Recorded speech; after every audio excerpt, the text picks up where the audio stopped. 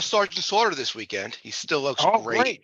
great. Such a Oh, nice great. Yeah, guy. yeah. I heard he was looking good. I'm not surprised. Yeah, he's He doing takes good. he takes good care of himself.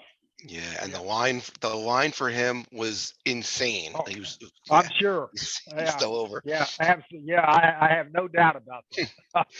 Talk to me about working Yeah. with Sergeant Slaughter. Oh man, that was the greatest gimmick. One of the greatest gimmicks I've ever seen in the wrestling business was Sergeant Slaughter and stuff. And because he was a great heel too. Because he came in as a Oh heel yeah, there in Charlotte when he first came in. When he took me as a private and all that, and then tagged me up with Don Canolo and all that. I right. mean, he was a great heel. So, and you talk about a big guy too, a big bumping heel too. So Yeah, he was very impressive to watch. Very impressive. he would take that bump in the corner. You know what I'm talking about, where Oh, he takes a chest, but he chest first, but then flies back in the ring or goes over the oh yeah, top. Man, oh he could yeah, work. yeah. I mean, he would hit and bounce out. So I don't know how he did that. That was so impressive and stuff. And man, it hurt watching him do it, but it was a beautiful bump because especially when I'd be down there at ringside by the ring and stuff. I mean, golly, Ned, it was I'd have goosebumps up and down my back when I'd see him take that bump, because it was that impressive. What'd you learn from working with Slaughter?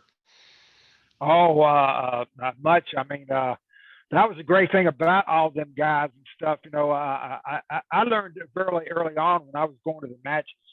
The only way you was going to learn wrestling is to learn from the best, and you just had to watch it. I watched it real close on the TV and then in the arenas and stuff. So, these guys were just polished, and I learned so much from them. It was unbelievable, and I'm supposed to get in the ring and make them look good. I always felt like they made me look so good because they were so polished, and what they did, they was so impressive. It was unbelievable. But like I said, them guys were in the ring, 330 nights out of the year, and that just makes a difference. The people today have no clue that are working now. They have no clue. The more you're in that ring every day, throughout the week and throughout the years, the better you're going to get. And some of them will never reach the level that some of these other guys did. I mean, I'd go see matches with Flair and Steamboat. These guys would wrestle an hour Broadway and not even be breathing hard. That's how good they were.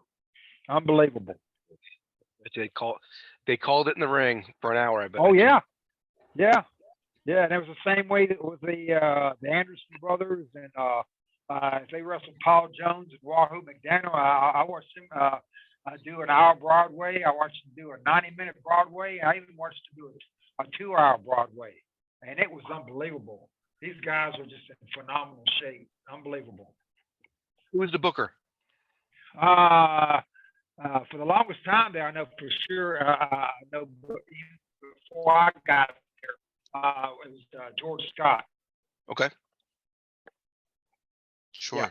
yeah, George Scott. Yeah, because him and his brother Sandy were tag team partners there in Mid Atlantic and stuff. Sandy Scott. So yeah, and then had Johnny Weaver and Paul Jones, and like I said, Wahoo McDaniel and Greg the Hammer's dad, Johnny Valentine. I mean, I used to love Johnny. He was incredible. Good. What a brutal wrestler he was. And I remember too when Jack Briscoe would come in as the NWA champion, and I loved seeing Jack. Jack was phenomenal in the ring. What a great wrestler he was. Man, he was so strong. He scared the daylights out of me when he grabbed me. Because that's how strong he was. He was like a bear. My dad, there was an autograph signing in Freehold. My buddy runs 80s Con. I don't know if you ever heard of the Right. 80s Con conventions, but they're amazing. And there's one in my hometown, and my dad came. So I was walking him around, introducing him to the guys, and him and Greg were just talking, Greg Valentine, we're just talking about Johnny Valentine, because my dad used to watch Johnny Oh yeah. Valentine, man. Great times to be a fan, man. I Oh love yeah. the Yeah. old matches. I was so impressed because I got to meet him in person in Dallas, Texas. When we was wrestling there, he'd come down to see Greg, and he'd come to the dressing room, and I got to meet him in the dressing room and stuff. And he came out and watched me work in the ring and stuff. I was working with, I think I was working with, Kerry Von Erich. I was working with Kerry Von Erich that night. And we was going at it really snug, you know, and Johnny liked that. Boy, that made me feel good. He goes, you look good and stiff in that ring. That's the only way to be. I said, yes, sir. Yes, sir. Yeah, he was great, man. What a great matches that he had. Golly, man. Woo. And Greg, I mean, I've never seen Greg Valentine have a bad match. No. Greg was great too. So yeah, shoot, yeah. Him and Wahoo McDowell used to beat each other to death in the ring. Yeah. So yeah, they were slugfest. Those matches were for sure.